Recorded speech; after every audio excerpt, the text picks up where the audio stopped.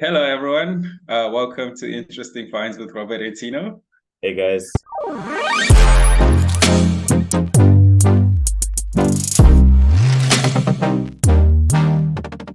Today, I want to talk about this article.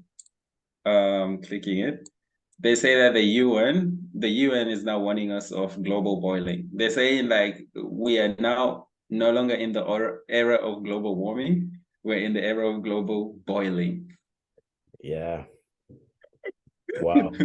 Thoughts just on the title. Thoughts. I mean, I guess just on the title, this Yeah, this feels very alarming, but I yeah. don't know if I'm just so desensitized to this whole topic because we've been talking about global warming for so long now. I don't think it's hitting me as much as it should, but I am concerned. Mm. And Mm. for you, how do you feel about it? Exactly the same. Yeah. Like they actually raised those concerns. So the UN is saying like this year, just the last month. So since we are from Southern Africa, and I assume we're gonna have like Southern African audience, Yeah. for anybody who has never traveled to the other hemisphere, like the time when you guys have winter, we are having summer. Yeah. So overall, the global temperature is like a record high in Jesus. July. For those of you who are in the southern hemisphere, it may sound weird if you are like from the southern tip of Africa or the southern tip of South America. So Yeah. they're saying like it's just high after high. Like in the article, they describe that the average temp this July month was like the hottest month overall ever recorded, the highest temperature the Earth has ever like the highest temperature like we've ever recorded on this planet is actually like a bunch of records of heat were broken in July. So now they're saying that it's no longer appropriate for us to call it just global warming. Is like let's just call it global boiling. Like even the ocean has a temperature, yeah, like apparently, like Yeah. as like the temperature of the ocean is like also a record high. So just a bunch of record highs being recorded all within the same month. So they're saying, I like it's no longer appropriate for us to just call this global warming. And to as if I'm not trying to like the article speaks about like the terminology used, of course. Yeah. A lot of people are arguing that like yeah, a lot of us are now desensitized and trying to to use a term that like since a sensational term Yeah. is gonna like desensitize Yes. desensitize Jesus. Yeah, I was trying to say that word correctly. Yeah. So like yeah, desensitize people from this phenomenon and like the people like if you're a regular person, let's say you're a regular person, Mhm. like I'm just gonna pretend to be well, I'm a regular person. I'm not gonna try to make myself special just because I'm in a scientific background. What Yeah. can a regular person do to upset? When I think about it, I want to hear your thoughts. Just to at least contribute to not increasing. I want to hear your thoughts first, and then I'll add mine because I don't want to pollute your opinions with my scientific take. Yeah. Yeah. Okay. Yeah. That's a good question. So, from what I Yeah. personally understand, of course, as a regular person, not Yeah. not scientific at all. Um, so we need to kind of decrease our carbon emissions, right? To help the Yeah. situation. Yeah. Yeah. So Yeah. Of course. what could I do? I think this doesn't apply to me, but hypothetically, uh, if I had a car, if I was driving, I would drive less, Mm. right? Maybe cycle more. Mm-hmm. If you live in a city where you can cycle instead of driving, that's probably a pretty good option. Um, Mm-hmm. and your probably the energy sources that we use, right? So personally, I could check with the building people, the people who own this building that I live in, or the people who administer it, like what kind of energy are we using? And is it more renewable? Is it something? toxic. But those are just the first few things that spring up in my mind. I'm not sure what else. Interesting. I'm not sure what else I could do. Maybe this actually proves Yeah. that there isn't much education about what we could do as ordinary people to offset these bad numbers that we're getting from the climate experts, you know? Do you think, okay, on the education part, like, do you think is a point of, I mean, do you think it's a matter of people not having the education?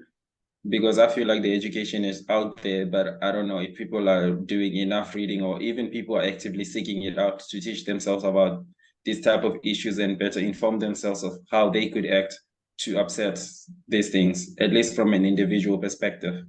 Yeah, I think, and of course, this is another topic completely, but I think one of the Mm, worst things that happened during this whole climate conversation over the past couple of months is that hmm. somewhat became a political issue at some point. And No, okay, yeah, yeah, it's almost at that point now where when people hear about climate change, they start to think of conspiracies. They don't really think of it as a real thing. So yeah.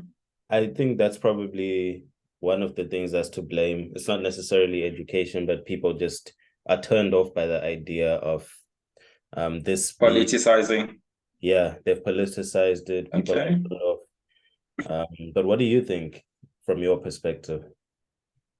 Let me see. First, I agree with, to be honest, as an individual, when I look at it, like who contributes the most, like on an individual scale, to be honest, there isn't much.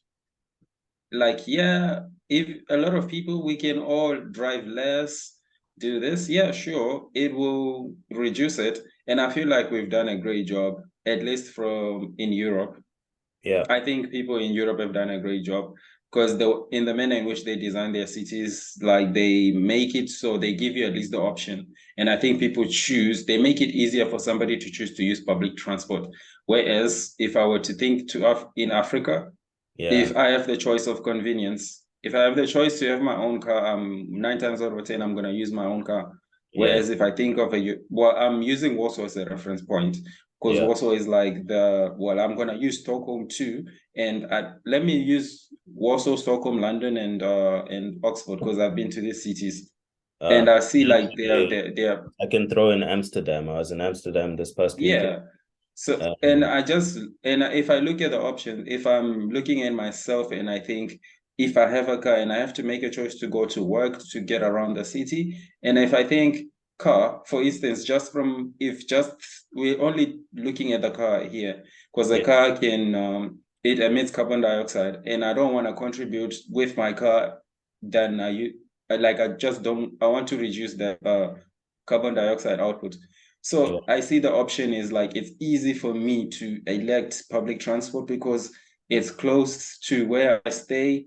It's like affordable. It's convenient. It gets me to a lot of places around the city. yeah, Like, you know, yeah, it's just that easy. The way the city is designed it makes it so easy. It's not just one form. The bus, the tube, if you're from London, or the tunnel, if you're in Sweden, the metro, yeah. if you're in Warsaw, I don't know.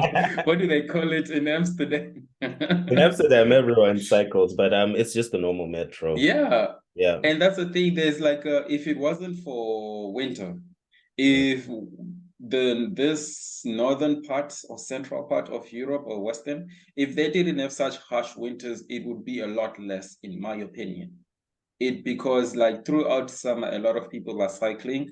I Yeah. use the public cycle. Yeah, that's another thing. There are public cycles as well that you can sign up. Like the options. I feel like, and then on the other end of this, Southern Africa, because we're not speaking of all of Africa. I'm gonna speak of just two Yeah. cities for me. I don't know. You're from the Eastern Cape, yeah? Yes, I am from the Eastern Cape. Yeah. Yeah, well, you can add on. So I'm speaking of Johannesburg and I'm speaking of Harare. Yeah. And if I do not have my own car, I struggle. I get you. I'm gonna struggle to Definitely. get around, at the very least, just to get around from one part of the city to another.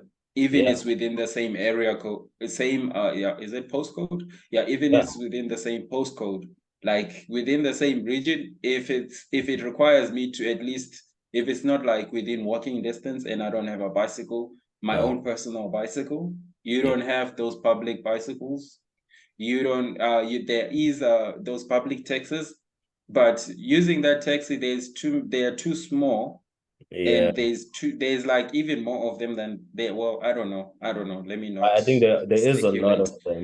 There is a There lot. are a lot of them, and if we had actual buses instead, like that can carry a lot more, and then we use less buses instead of the taxis, so you know what I mean, Definitely. like public transport that can commute a whole bunch of people at the same time, Mm. like you know, one bus is equals to maybe four taxis, yeah, Yeah. so like you're taking away three taxis that can, produce, yeah, so for Yeah. me, it's like the city, the people that, like as an individual, I can make a change if there are options that are given to me, and that's to people that like do city planning, those two people Mhm. that design the cities. Yeah. That's like one thing. And you mentioned your building and the renewable source, yeah. Yeah. Like instead of using core power, maybe Mhm. use a different source, solar, wind, etc. Yeah. Like the building management, like also, I think I think they would change to renewable source. I think it's trickier than you think, like changing the whole power supply. Yeah. But anyways, I think they would if they also had the option. So that's like at the end of the day, is there an alternative power source that's being offered by the country or the city? So Yeah. how many power sources are available to that city? If it's only core, then they don't have much of a choice. You're using core one way or the other. True. That is true. And people won't necessarily scale back on power because it's a necessity, right? In every Yeah, so yeah. that's tough. But obviously, as you spoke about Europe, and we kind of have this perspective of having lived here and also having lived in Mm, Southern Africa as well, we can mm. see kind of the strides that they've made in Europe to become more Yeah, and sustainable. Yeah, people are actually a bit educated here in my like people. Oh, one more thing. yeah, You remember we talked about the what's that? Is it the lab meat, yeah? yes, we did. One of the reasons why we are switching to lab meat is because like having to farm for cows, like cows produce this greenhouse gas, methane, like they contributing to this. So us trying to farm for beef is also, yeah, our love for beef is also, yeah, warming up the globe. It's True. now beginning to boil us. No, we're no longer warming, we're boiling now. We're boiling now. I don't know if we'll be, I don't know if we'll be Like, frying next or we'll be in the oven. yeah, But imagine. yeah, that's actually true. I think um I'm curious to see what kind of solidarity we'll eventually have on this topic. I'm also curious to see if we're going to sort of let it get even worse. Obviously, I think us talking about it now on the podcast is sort of like a small kind of contribution to this discussion, and Mm. hopefully, as these episodes circulate, someone else could hear this and think, oh, okay, we are no longer warming now. It's now global boiling, Yeah. and maybe we are also interested in hearing other expert opinions on this topic, right? Mm. And hopefully in future we can even interview people who've studied this, people who are a part of this whole thing happening in the UN, who can come and tell us I what are mean, the solutions. I feel like the one of the best indicators to see if it's actually working. I don't necessarily think that we have to go to an expert. Like Yeah. I feel like if we go to a normal person Mm, and if we tell them to describe if they're now using less cars, etc., yeah. like you can tell when people's attitudes change. Like on a big scale, like if most of the city chooses to use less cars, for instance, because that's the only example we're using here, Mm, or choose to eat less meat. yeah. I mean, less beef. less Less beef. beef, yeah, I definitely. mean, like on the beef thing, man. Yeah, yeah. You see, there, I'm gonna struggle. You know, I've I'm not gonna lie. But same. I that's a sacrifice that like that I don't need the city to be involved. I just need to not eat the beef. yeah, And if we kill the demand, we kill the supply. People bro, like if there is no demand, like this is how it works. If yeah, there is no demand, people will cancel the supply. definitely. Simple as that. So I'm contributing to that. That's one thing that I can personally do is to give up beef or Mm, like support the alternative, true. which is like lab grown meats. Yeah, I think I could definitely do it. Obviously, it would take some time to adjust. But I do want to actually just make a comment on how I felt about this weather that we've had over the past couple of weeks. Um, Oh having yeah, yeah. having experienced sort of summer last year in Poland and the previous year as well, because I moved to Poland in February of 2021, it definitely feels like it's becoming worse and worse, the heat. Last week we had I think it was about 3 or 4 days in a row of temperatures higher than 30, or sort of like on the 30 mark. And Mm. I felt like this year, and obviously this is now just me sharing how I felt, just comparing with last year, there was definitely less snow during the winter, uh, for this winter that we just experienced compared to last year's winter. And And when you ask people who grew up in this country, they would tell you for sure that there used to definitely, be more winter in like I mean not what am I saying, more winter, more yeah, snow.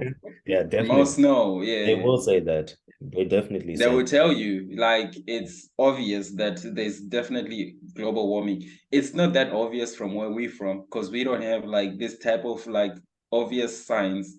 yeah, We can recognize that it's a bit warmer, but we won't really. It's harder to pinpoint. Like, is it really? You know what I mean? Like, definitely. is I it agree. really? Because like we are like in that zone. Like it's hard for me. The Mm, temperatures are the same, more or less the same. It's hard for me to tell whether it's much worse or it's much warmer. Whereas here they have something like the snow and the average temperature, and they tell you like mm, they used to get a lot more snow, like heaps of snow, yeah, and we don't get like. And I feel so that's like a very good indicator that it is global warming is actually a real thing. And definitely. for people who live in the same areas, for people who live in areas in which it used to snow and they're not getting the same amount of snow, if you are still ignorant to this issue, then I don't know, man. Yeah. I'm not trying to judge, but I'm just saying if you have the evidence and you still choose to say otherwise, then it's kind of like, I don't know.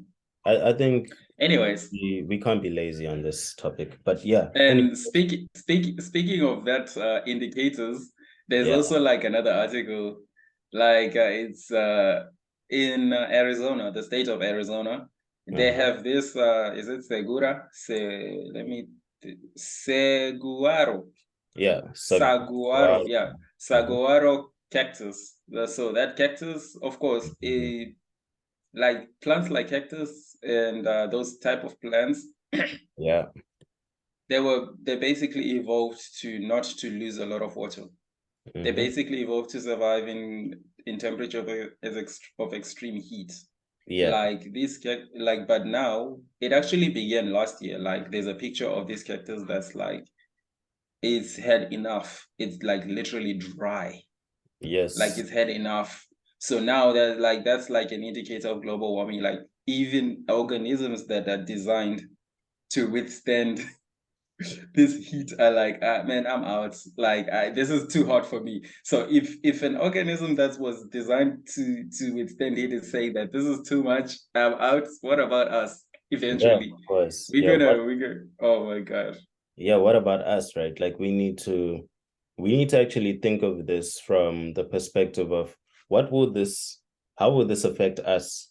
And sometimes I think dwelling on some of the worst case scenarios could actually Yes. get us to act, right? Because um the reality is that if this cactus is no longer thriving in an environment that it's adapted to thrive in for years, decades, centuries, we can't ignore that. I'll actually put a picture. Well, not centuries, millennia. Millennia. No, so Yeah. nothing involves inside Yeah. centuries, my guy. It takes thousands, if not millions, for something to achieve this form. Like if you remember, like I feel the first human beings appeared more 100,000, 200,000 years ago. Like this form of human, Homo sapien. Like so, imagine. But But anyways, that actually, to stay on this point, the this cactus has evolved for millennia, right? For a very long time to get to this state. If not millions of years, because plants can live, they have no choice. Plants cannot move like you and I. If we get uncomfortable, animals, when they get uncomfortable, they just move in a different area and hope that where they move will be a better place. Plants have to like get it right. So you might be surprised that if you look at the evolution of this plant is probably longer. It's probably if millions, let's just say millions for safe measure. Yeah, exactly. So the fact that it would take the millions to sort of evolve up to this point, and now the conditions are changing much faster than it can evolve, right? To keep thriving in the environment. That's a bit scary. It actually should tell us that we might lose all of this foliage faster than we can actually repair the environment, essentially. So this becomes more not just about, okay, how can we sort of like turn things around? How can we change our habits, use cleaner energy sources? It actually becomes a matter of preserving the environment as we know it, which is quite another discussion, of course, but just something quite interesting to think about, the fact that things are dying faster than they can evolve to survive in this heat. But well. So that's it. Like that's all I wanted to talk about. Platform we are on, and that's a good place to start. So okay, wait. I think I heard something, right? Okay, it's cool. It's just me. But yeah, so like follow us on Instagram and YouTube. Subscribe to YouTube. What else are we on? Like TikTok? I don't know. We're on TikTok. So follow us on TikTok. And I don't know. Do you want people to follow you individually or just to keep it to professional? You can follow me individually, but I never post stuff. So yeah, you can if you want to. I think like you can follow me as well if you want to. I don't really post much, but hey. Yeah, but you're not gonna get much of a drive out of that. Yeah. Anyways, I guess that's it then. Bye.